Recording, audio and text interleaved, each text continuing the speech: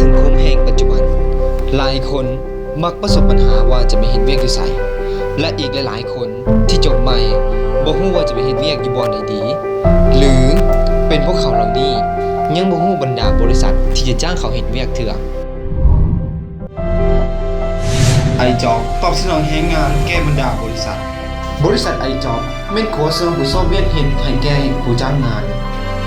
เป็นบริษัทที่จัดหาแรงงานและระบบการบริการทรัพยากรมนุษย์ให้ทันยุคว่องไวและเชื่อถือได้เพราะไอจอบมีทีมงานที่เป็นมืออาชีพมีระบบการส่งเสริมการศึกษาให้ลูกค้าและสมาชิกความมุ่งมั่นในการบริการมีน้ำใจรับผิดชอบจริงใจซื่อสัตย์ให้ข้อมูลซึ่งแก่ลูกค้าและการประสานงานและ